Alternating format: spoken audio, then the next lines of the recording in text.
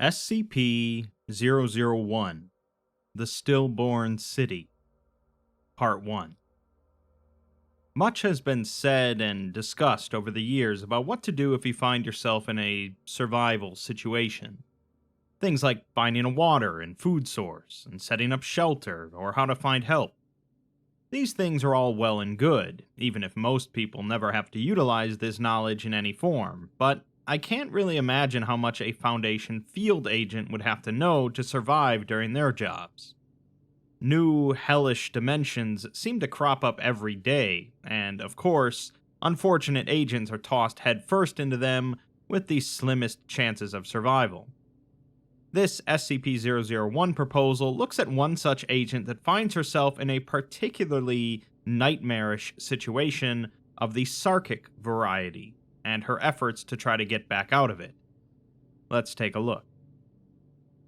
SCP-001 is presently hypothesized to be either an alternate iteration of Earth, or an amalgamation of many such iterations, or an extra-dimensional manifestation that includes some superficial similarities to Earth. It was only discovered when data was recovered from an ocular implant that was formerly attached to the right eye socket of Agent Margot Kennedy. The current status of Agent Kennedy remains unknown. She is a member of MTF Psi-13, Witch Hunters, a highly classified joint Foundation Global Occult Coalition task force created as part of Project Citra Acra. Citra Acra is from SCP-2480, an unfinished ritual, in which a group of Neo-Sarkics opened a portal in a town in Massachusetts, allowing invisible Sarkic entities to pour through. Citra Acra was the project set up to combat these entities and keep them out of our reality, although it seemed like other such portals were likely opening up elsewhere. MTF Psi-13 is designed for the infiltration of Neo-Sarkic organizations and the termination of high-threat members. That leads us to Operation Black Citadel, focused on person of interest Vivian Durant Croy. Croy was born to an unidentified mother and Cyril Durant, patriarch of House Durant, a family whose history and bloodline is intertwined with Sarkicism. In 1996, she married a Hungarian national, the CEO of Abraxas Arms and suspected Neo-Sarkite. She is now the president and CEO of the Durant Bodfell Financial Group, and a rising figure in Neo-Sarkicism. Agents involved in Citra Acra have uncovered that she is slated to become the acting Karcist, or spiritual leader, of the Order of the Crimson Star, a Neo-Sarkic chapter primarily active in the Middle Atlantic region of the US. The objective of Operation Black Citadel, then, is to infiltrate the Order of the Crimson Star and terminate Croy, with 3 agents involved: Margot Kennedy, Daniel Kane, and Patrick Taylor. They managed to successfully infiltrate the Order, and were invited to a special ceremony on January 12, 2014, at Croy Manor, in which Croy would experience her metaphorical and possibly literal metamorphosis into a Karcist. Once cleared to do so, the agents will terminate Croy, with operatives from a second MTF on standby in case of escalation. Croy Manor is believed to be the group's primary headquarters, a mansion located in a secluded and heavily forested section of New York State. The 3 agents all have various cybernetic augmentations, including an ocular implant that allows for live streaming video footage back to command, a cranial augmentation that allows for audio recording, and subdermal biotelemetric monitors for the tracking of vital signs. The 3 arrive at Croy Manor disguised as members, wearing upper-class attire and masquerade masks. They're asked through the intercom at the front gate what hour it is, to which they reply that it is the 11th hour, and soon the Crimson Star will rise. They're let into the manor grounds, lit by decorative red glass lanterns hung from trees. A doorman dressed like a Victorian-era valet with a black hood opens the front door of the manor for them, and they enter to see an interior composed of polished black stone and red glass lanterns, similar to those hanging from the trees, with chamber music audible throughout. Paintings, tapestries, and statues decorate the atrium, including a 5-meter tall marble sculpture in the center depicting an entity with a lion head and a worm-like body, believed to be a representation of Yaldabaoth, a malevolent creator deity that isn't worshipped by most Sarkic cults. There are around a couple hundred individuals in the atrium, all wearing masks, with most of them appearing to be mid-coitus while others lounge, converse, and observe. What light is present is starkly red, causing most individuals to appear as silhouettes against a red background. The 3 agents take a corner table, seeing servants wander the room offering wine and hors d'oeuvres. Agent Kennedy quips that if the other 2 agents want to join in, she won't judge, but she's keeping her pants on. Agent Taylor chuckles, but Kane just scans the room and tells them to keep their game faces on, and to holler if they see the person of interest. Some time passes, and the orgy continues, although certain groups of participants are performing more and more extreme actions against each other. One woman slowly flays the skin off of a man's back as several individuals watch and offer advice, while other men are being held down and kicked by a group. Surrounding the outside of the atrium are abnormally tall, stationary individuals wearing hooded robes, appearing to serve as security as they silently maintain watch over the manor's interior. While circling the atrium, Agent Taylor accidentally brushes against a statue, causing it to fall, and be caught by one of these individuals with a grotesque, misshapen hand ending in claws like gnarled bones. The entity's only vocalization is a growl. Command orders Kane to continue the search for Croy, while Kennedy and Taylor remain at the atrium, where they begin to kiss in an effort to blend in. Kane slips out of the atrium and deeper into the manor to a series of chambers that encircle the atrium and contain smaller rooms for meetings. He overhears one conversation about some blood that is diluted and weak, but another individual says that even the smallest drop of the true blood sets them apart from the swine. Any remnant of the Sisterhood's genes is full of potential. He also overhears a heated discussion between 2 men discussing Ayun's paradise. One man calls it a pipe dream, saying that Ayun failed to reach apotheosis, and such failure should be interpreted as a warning. True paradise is available to those with the power to seize it, and Ayun threw away his potential for godhood for altruism. The difference between them and the Proto-Sarkics is that the Neo-Sarkics seek power and are unafraid to use it. Ayun consumed the death of gods, and they consume Ayun, or at least his dream. Carnomancy serving the many has a limit, but when it serves the individual is when the real power can be felt. The other man says that he has seen things in those backwater villages that would turn his stomach, insane things he couldn't begin to replicate.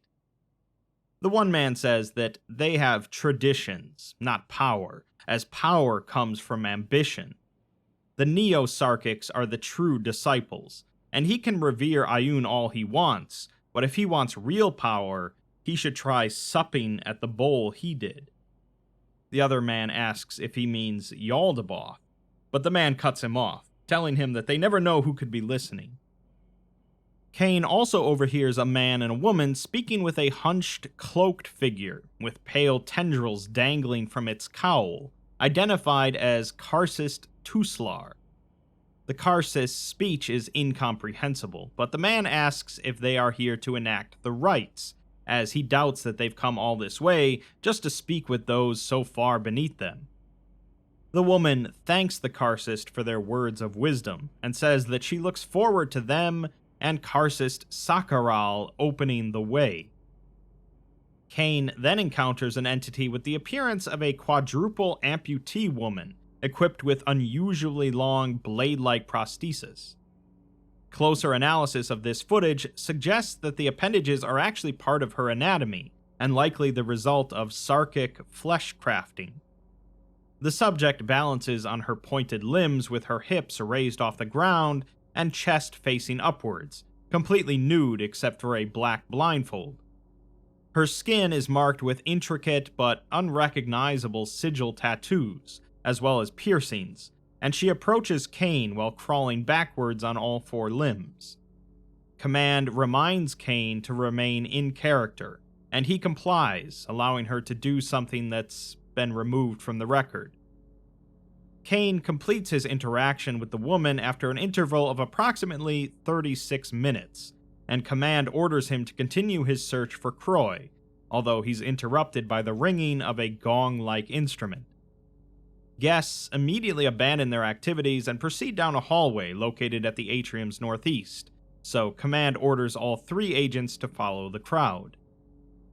The video feed shows a grand dining room containing many circular tables, as well as a long table reserved for the more prestigious guests.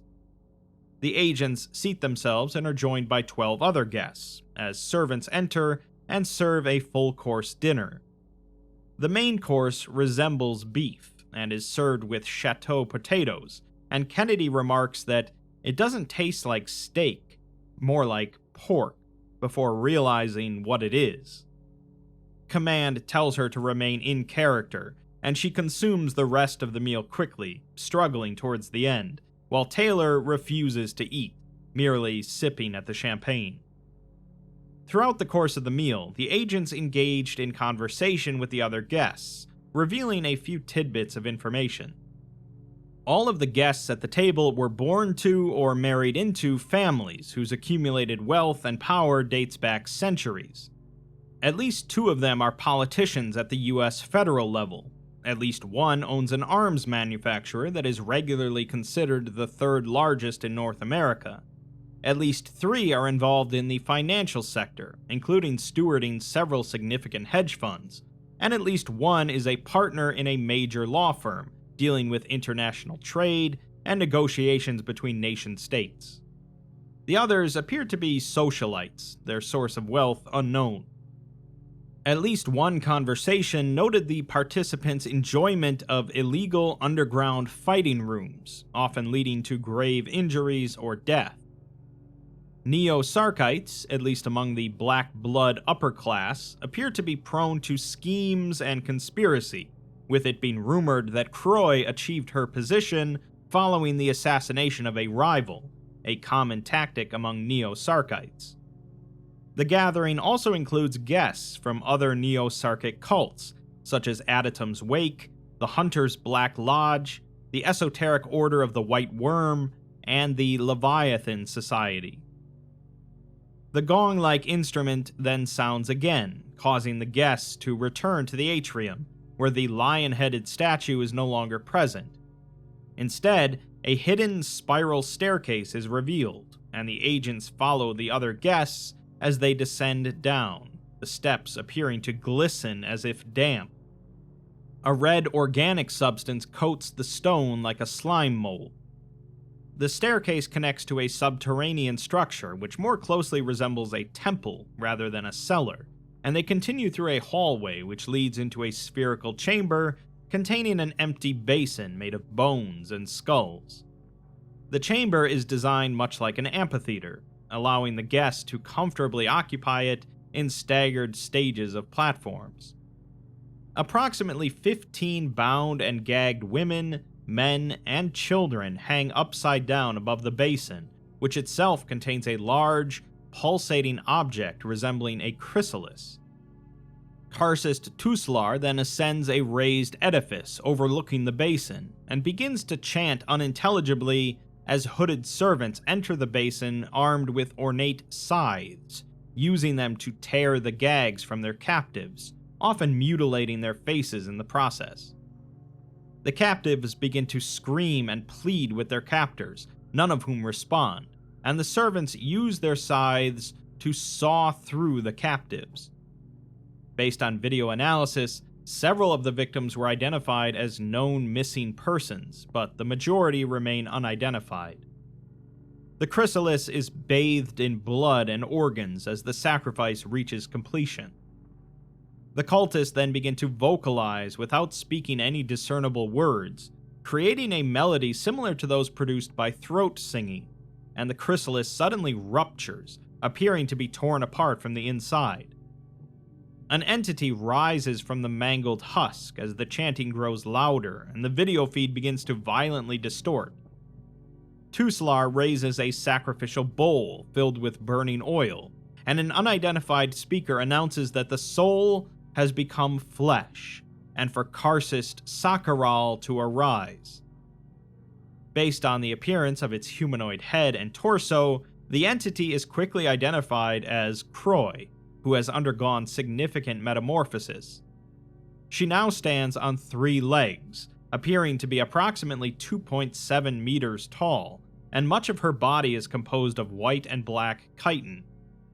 She now has 6 wings with black and gold markings, 2 raptorial arms, a pale humanoid upper body, and long blonde hair. Command orders the agents to terminate the persons of interest, and all 3 draw out their weapons. 3 bursts from their sidearms strike Tuslar in the back, spraying blood across Croy's face and torso. As Tuslar falls to the ground, the bowl is upturned, splashing several nearby hostiles in burning oil, along with Croy's hair.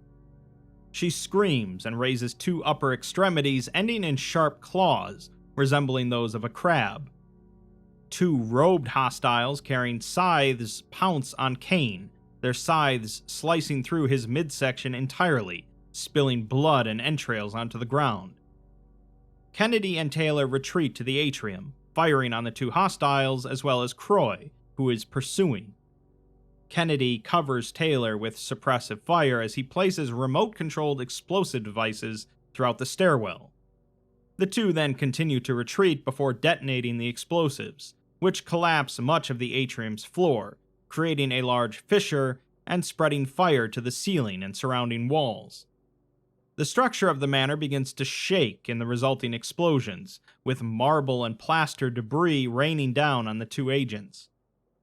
4 robed humanoids charge at the agents, running on all 4 limbs, and Taylor fires his pistol at one of them, drawing the attention of the pack. They shed their robes as they approach, revealing pale, naked flesh and faces dominated by toothy, vertical mouths. The 4 pounce on Taylor, and blood sprays across the ground and into Kennedy's face. She is momentarily blinded and calls out to Taylor, but as she cleans the blood from her eyes, she sees the 4 entities grinding their mouths on Taylor's eviscerated corpse. She empties her magazine into the 4, killing 2 and wounding the others as they run screeching into the burning hall across the atrium floor. MTF Psi-9 is then ordered to storm Croy Manor to neutralize the hostiles and secure the scene. Kennedy sees that the spreading fire prevents access to all prospective escape routes, and the floor collapses beneath the 2 fleeing entities. The remains of Taylor and the deceased entities fall into the widening chasm, as purple smoke and flames rise from the opening. Croy is observed rising from the rubble of the staircase where Taylor set the explosives, climbing vertically up the walls. Her skin is rippling underneath the carapace, exuding more layers of chitinous material to seal the wounds sustained in the falling rubble. Kennedy shouts and fires several shots at Croy, wounding her shoulder and causing her to momentarily shudder. The video feed distorts as the walls begin to crack and exude organic material resembling blood, and the apertures in the wall form gaping organic wounds. Kennedy continues firing, and a bullet strikes Croy in the forehead, rocking her head back as blood flows over her from the sphincters opening up in the walls of the collapsing atrium. Kennedy swears at Croy as black tendrils erupt from the lower level, coiling themselves around parts of the manor's architecture and tearing it to completely obliterate the building. Kennedy falls as the floor crumbles beneath her feet, and the video feed goes black. The tendrils disappeared before the arrival of MTF Psi-9, along with Croy Manor itself, leaving only a crater behind and no remains. Given the state of the site and the apparent destruction, all agents were declared deceased shortly after Foundation forces appeared on the scene. Approximately 8 hours after her disappearance, however, the Foundation began to receive the GPS coordinates of Agent Kennedy, although radio contact could not be re-established. Kennedy's signal was traced to an alleyway in a district in Hong Kong, over 12,000 kilometers from where she had initially gone missing. Only her augmented right eye was ever recovered. We're given a notice from the Records and Information Security Administration telling us that the video and audio data transcribed in the rest of this file constitutes a Class A ontological perspective shift.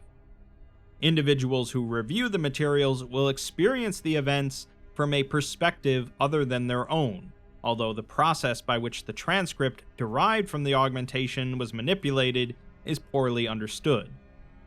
The video file frequently suffers unexplained distortions throughout its entire 1,224-hour length, although these distortions are only visible for fractions of a second, manifesting as symbols of unknown meaning. Over 80,000 symbols have been detected by video analysis software, with each instance being unique, non-repeating, and cognito-hazardous to observers.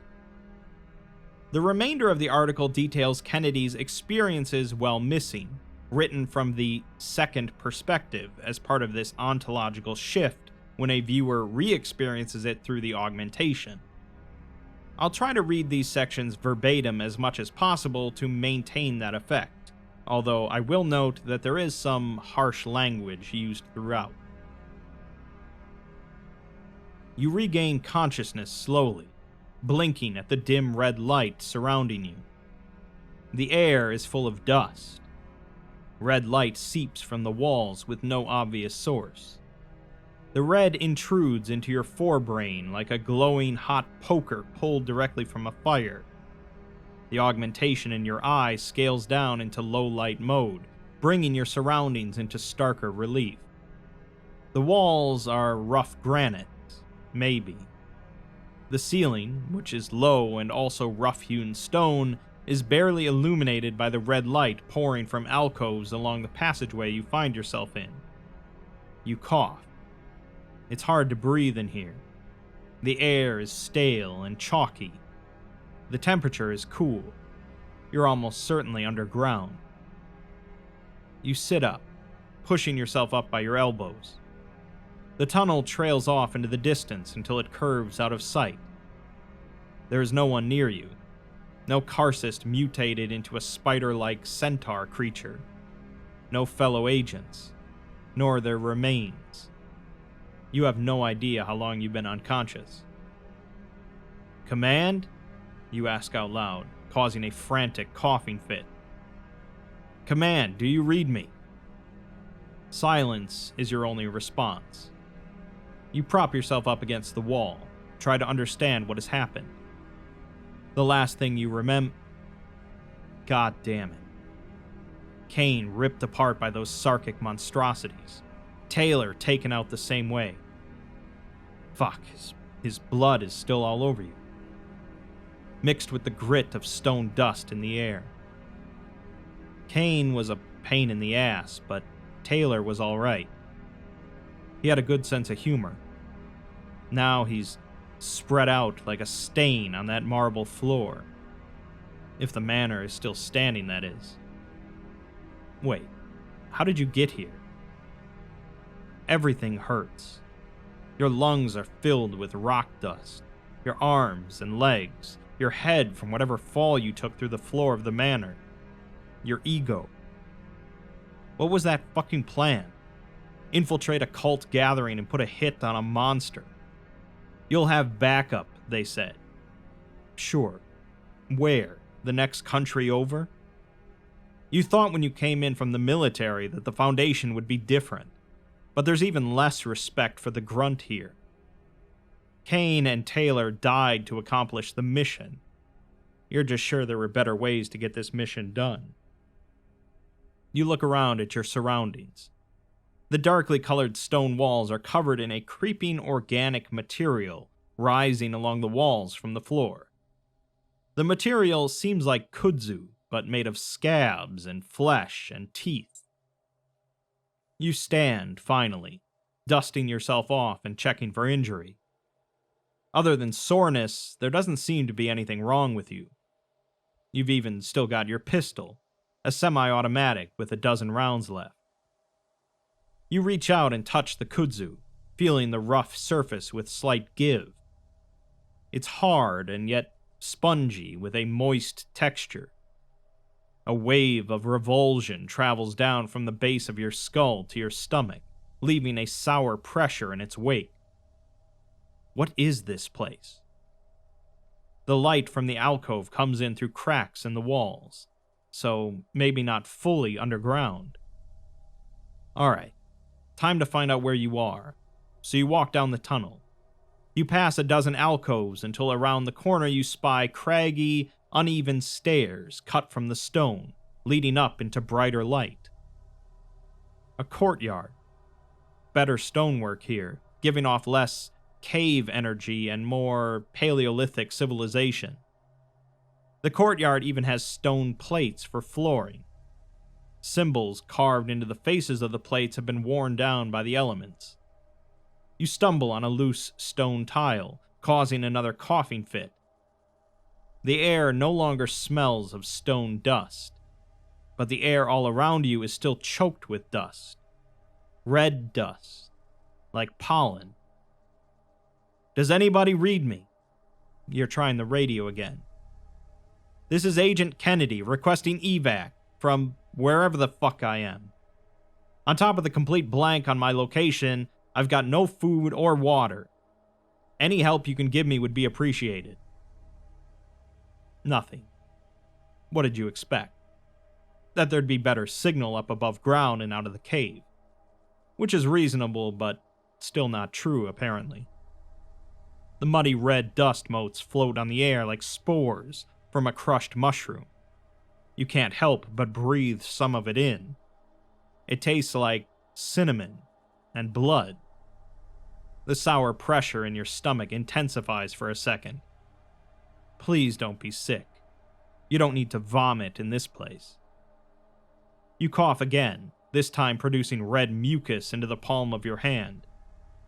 You're dizzy and exhausted. Alright, enough of this. You go back down the stairs and lay down on the stones in one of the alcoves. Over the next 12 hours, you rest fitfully, waking from nightmares, and then try to re-establish contact with command.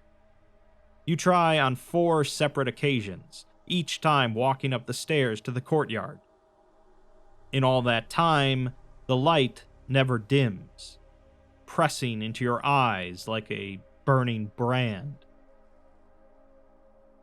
Day 2. You know it's day 2 because of the augment in your eye. It's still counting the seconds for the mission timer at the corner of your vision. But otherwise, nothing has changed outside. You check every few hours. You had hoped something would make sense, that the sun would go down. Is it even the sun? Just suffused reddish light over reddish stones and scabby vines of teeth and viscera. The dust is worse now than when you first went topside, but you're going stir-crazy. No radio contact with command for over 18 hours, and you need to find something to eat, and more importantly, something to drink. So here you stand at the end of the courtyard again, staring out into the dust/pollen/bloodstorm. It blocks out anything more than a few hundred meters away. But unless you think this will end by wishing it, you know you need to get a sense of where you are. Working under the assumption that nothing I transmit is being received by command. But for posterity's sake, I'm leaving my shelter to locate food and water. If they can't hear you, how can they come find you? Would they even try? Can't be that concerned with your survival, or they would have sent you in with more firepower. How were 3 agents supposed to get out of that manor alive? You know the answer. You just don't like it. Your getting out was, at best, a secondary goal. Mission accomplished. They'll be remembered as heroes. Fuck all the way off. You tear at the hem of your evening gown and tie it over your face like a mask. You cross the courtyard and into the space beyond. It's a structure of similar materials, similarly covered in meat kudzu crawling along the floor and up the walls. There's another stairwell here, going steeply up. You climb for nearly 5 minutes until you're on a bare rooftop overlooking the surrounding area. Through the swirling blood pollen, you can see nearly a dozen fat, black ziggurats in the distance. You stand on the top of what must have been a ritual space or temple complex, but it's seen better days. Huge portions of the roof have caved in, and whatever idolatry which used to decorate this place is gone now. You hold your high heels in one hand and your gun in the other. You take off the heels after only a few steps up the stairwell. As ridiculous as the dress is, the shoes are worse. Now that there's no cultist elite to impress and mingle with, you don't need them. They sail through the spores and into the blank red desert between your temple and another nearby. It's slightly easier to see long distances now that you're higher up, but the motes in the air are distracting. Not least because they coat the inside of your mouth and nose, even with the mask. Off in the distance, between the ziggurats, you can see long, black, organic-looking tendrils reaching for the sky. Sinewy fingers of thorny material shooting straight up and swaying in the wind. It's impossible to say what diameter they are, but their height is nauseating. Something that thin, reaching straight up and moving in the wind like reeds. It makes the back of your skull hurt. You decide to stop looking at them. The ziggurats shimmer in a heat haze that you don't feel. They refuse to solidify in your vision, like they're only partially rooted to the sand, and half of the buildings are built into another world entirely. The shifting spores make looking at anything in the distance hard, but this isn't that. This is your brain refusing to accept the ziggurats as being in the same space you are standing in. Looking at them directly is like staring down from an incredible height. The vision swims in front of you, their black stones vibrating just slightly out of sync with everything else. Much nearer, a building draws your attention. It is a windowless tower, nearly 4 stories in height and topped with a dome. It leans heavily in your direction, which is what made you notice it.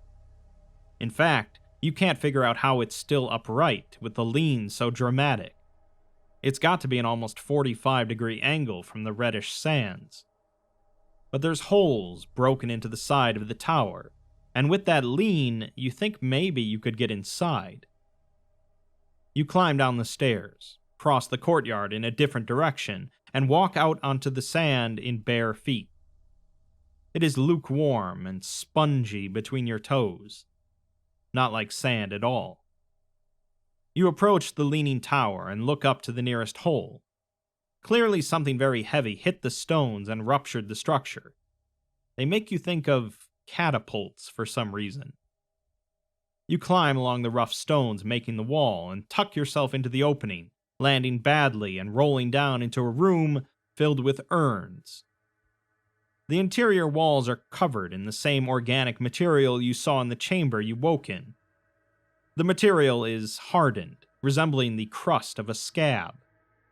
In places, the material has cracked open with blood and bile leaking out.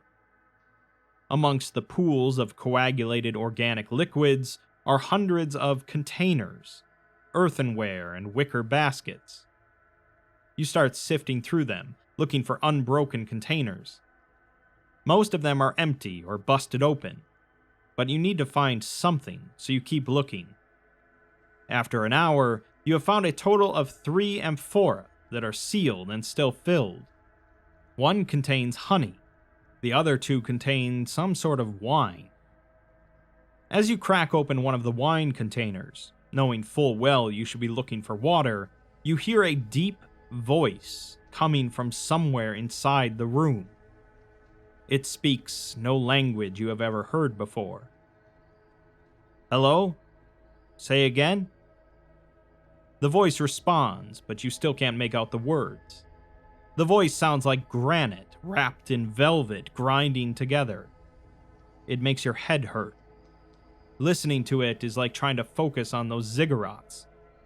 It's here and it isn't here. You're shaken. Here is a threat. Here is danger. You pick up one of the broken urns and brandish it as a weapon around the ruins of the storehouse. I can't understand you. Who's there? The voice does not repeat itself. Not for the first time, you wonder if this is some last gasp of a dying brain. If you're actually lying under tons of collapsed concrete and remnants of the manor as it fell on top of you. Is your brain bleeding as you mumble to yourself in a tumble-down ruin? Pragmatism wins you over in the end, thinking on the off chance you're not dead, that you'd better act as if this place matters.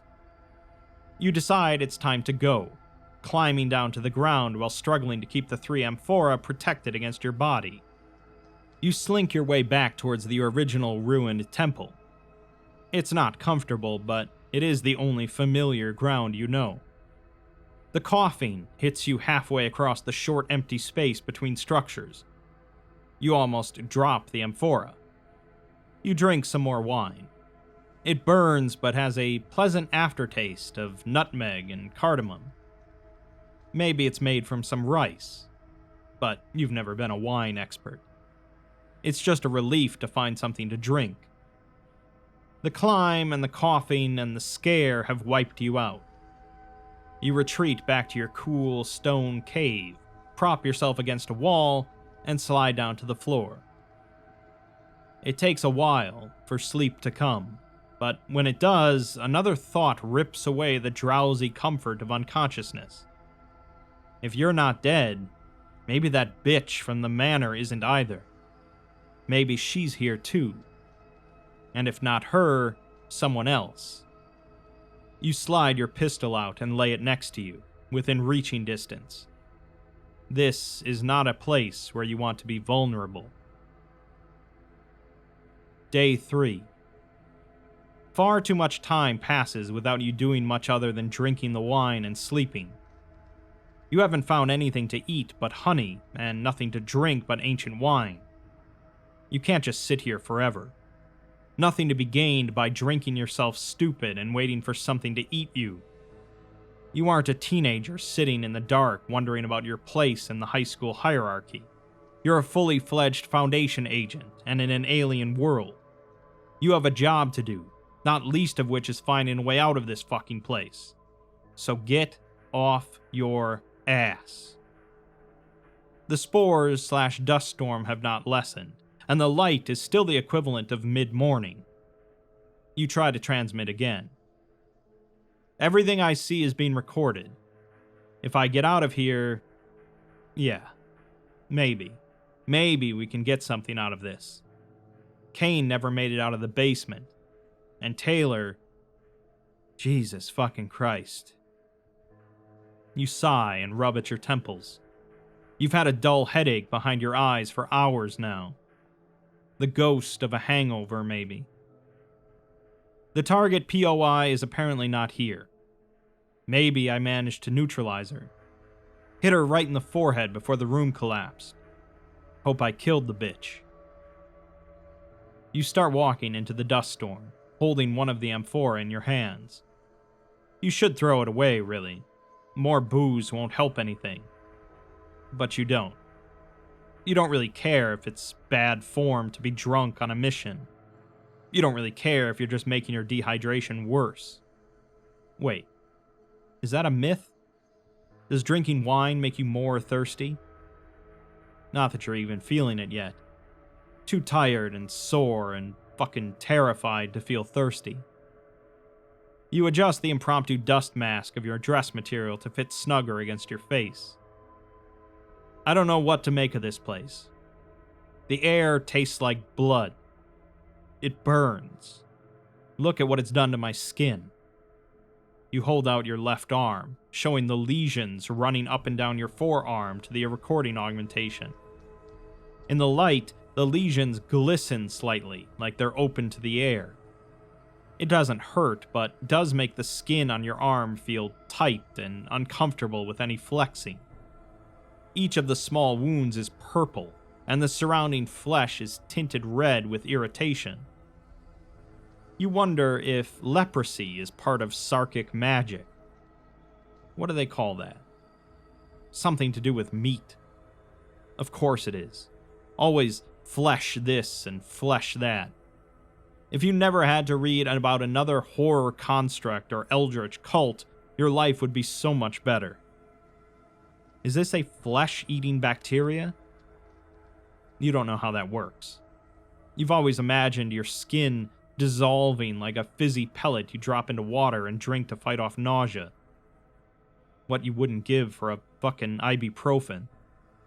The headache throbs behind your eyes for emphasis. I found some food, so maybe I can find some medical supplies as well. I know honey has some antibiotic properties, or I think it does. I smeared some of it on the lesions. No idea what I'm doing. I drank 1 urn full of wine. I guess it was wine. It tasted a bit coppery and reminiscent of cardamom, but also vaguely boozy. Sorry if that's unprofessional. I've been here at least 2 days, maybe more. But I'm not thirsty. I should be dehydrated, especially only drinking wine. You're interrupted by a screeching, echoing howl reverberating behind you. You turn quickly and look back towards the tower and ruined temple complex. Your augmented vision searches for contacts, a source of the unnatural sound. But you find nothing, and after a few moments to steady your breathing, you continue out into the dust. Bodiless voices talking to you in arcane languages. Shrieking beasts out in a dust storm impossible to locate. Stepped black pyramids that shiver in a heat haze despite the cool air, shimmering like a mirage even from up close. Flesh tendrils reaching up and up and up.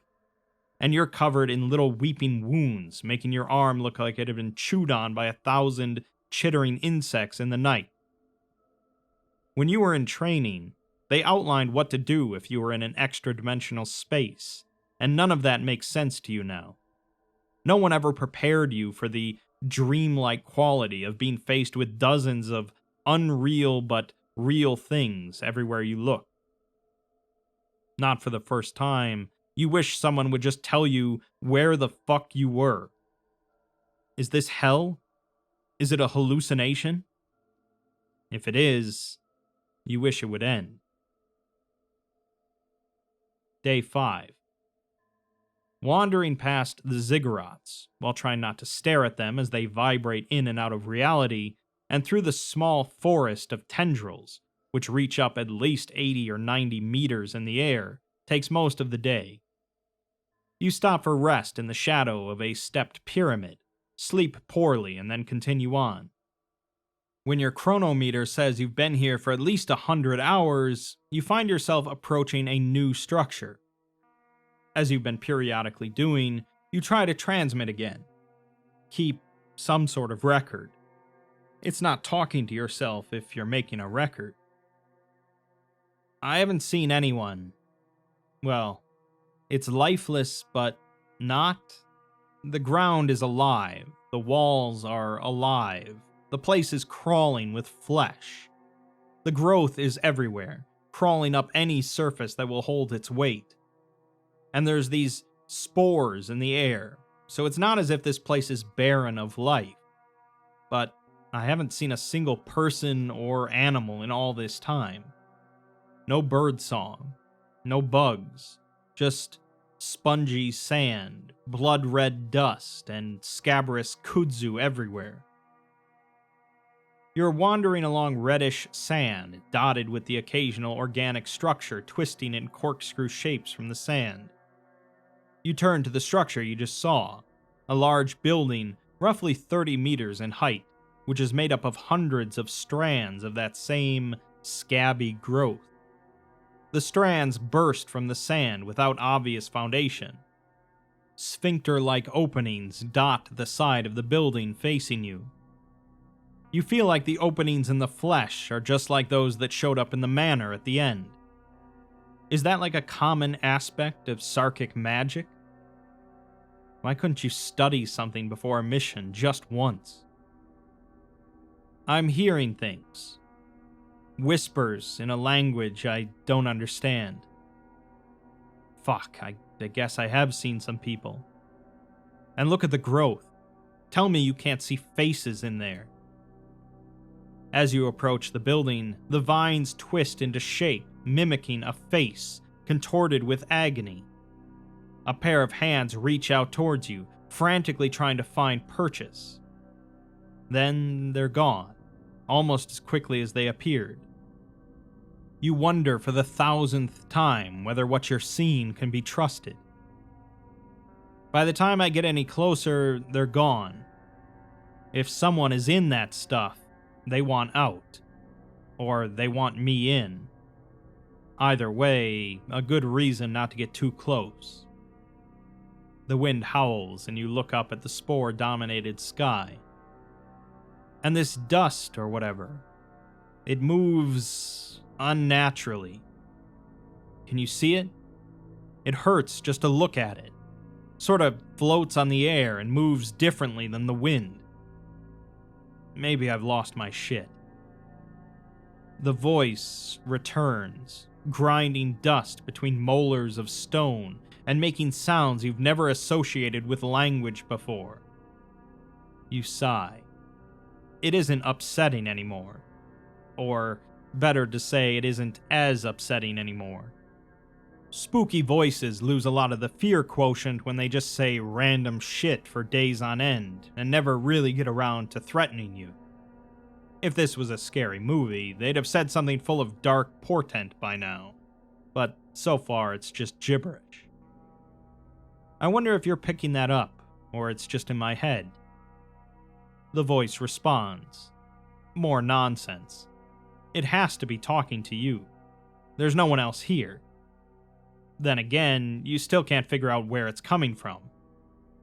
What if it's not talking to you at all? What if the only active thing you've discovered here doesn't acknowledge your existence at all? You never realized how social a person you were. Nearly a week without interacting with a single person in a meaningful way. You would give anything to have an actual conversation. I wouldn't even mind hallucinating the voice if I could fucking understand it. A wind picks up, and the spores gather around your face, clouding your vision. You wave your hands in front of your face as if the spores were a crowd of bees circling, but the spores don't even notice your attempts to bat them away. They float around your arms and force their way into your ears, nose, eyes, and throat. You gasp, you choke, you cough wetly for several minutes. The fit wins you, and you bend over spitting red mucus into the sand. You try to catch your breath and only stand erect when the coughing has subsided. A voice then says, "There. Much better." What in the... I understood that. The voice replies, "Good." Who are you?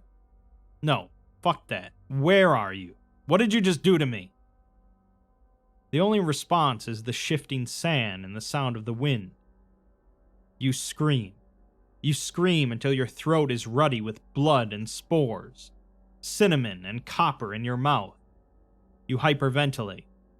You cough, and cough, and cough. You wipe your mouth with the back of your hand, and you see the lesions on your left arm have deepened to crimson.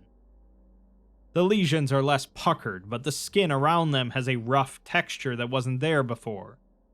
Your right arm is also slightly discolored now. Terrific. You move on from the building made up of corroded flesh and hair and teeth, and head out into the dust. What good is this mask even doing? Did the spores react to the voice? Are they doing this to you? Why? What have you ever done to deserve this? Fuck Command. Fuck the Foundation. And fuck all Sarkics who have ever lived. Day 7. What does time mean? The sun has set. You're sure of it. The red light has dimmed here. It must have at some point. The digital counter keeps going up in your vision. You wonder what would happen if you ripped it out of your head. Oh look, another run-down building made from red stones and covered in fleshy growths. If they didn't have such varied shapes and dimensions, you wouldn't be sure if you were looking at the same building day after day, just walking in circles. Every landmark here you've seen is in one of several architectural styles, and you don't know what any of them mean. And still, you trudge forward. Wandering to this yet another dilapidated ruin, you find a room containing a primitive stove, a man-sized cauldron, and several earthenware containers. You find another jar of honey. Oh, thank fucking God. But the rest of the foodstuff is rotten, disintegrated, or consumed by the ropey tendrils of the organic growths crawling over every surface. You climb to the second floor, encountering a large room evidently designed for communal living. Against one of the walls in the living area, you see several wicker cabinets. You open them, finding a robe of material that feels like wool. You tear the ruined evening dress off your body and wrap the crimson robe around your skin. At the bottom of the cabinet, you find a belt made of some sort of leather with a simple clasp. You cinch the belt at your waist on top of the robe. You consider resting, but other than new clothes, you found nothing of use. Now you're wearing the clothes of someone 1,000 years dead. You should feel horrible about that, or at least uncomfortable. But the robes are still soft, and they only smell slightly of must. You're dressed like a bloody monk in some dark brotherhood, but hey, this place has offered so little comfort, why not take solace in what you can find? So you continue up the stairs. On the third floor, you find what must have been a library crammed to bursting, with shelves overladen with tomes and scrolls. At the end of the room, a table sits pushed up against one wall, and there's someone at that table, seated in a chair, holding an unfurled scroll. You approach slowly, with pistol raised. As you get closer, you realize the figure is wearing a full suit of ancient-looking bronze armor, posed as if reading. There's something strange about the armor.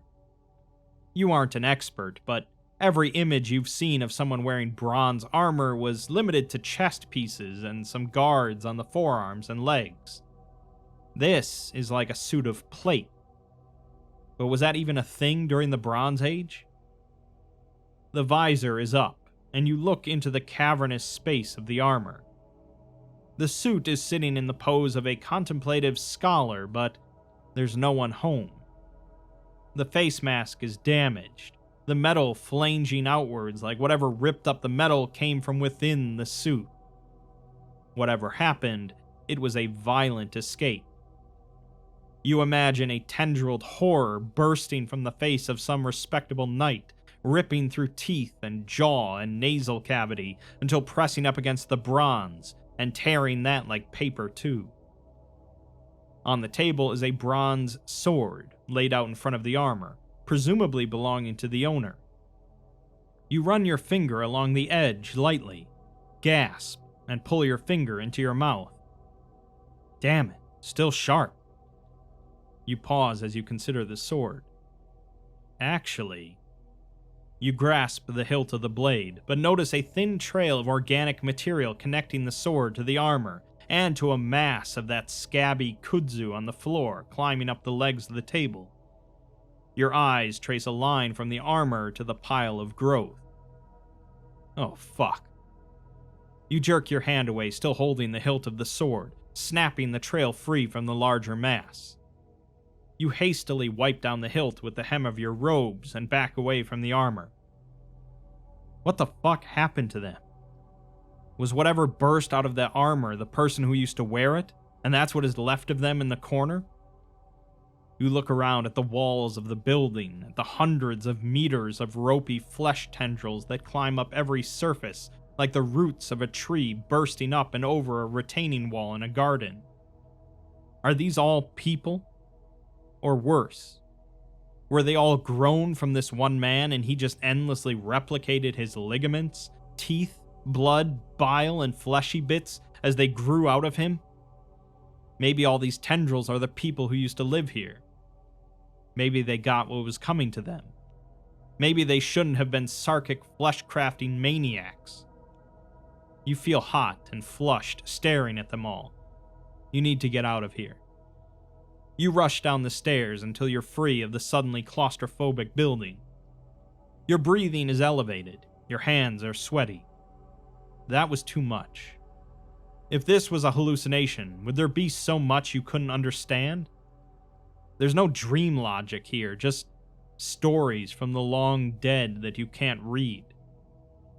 You slide the sword into the belt at your waist and walk out into the spores. Better to be out here than in there.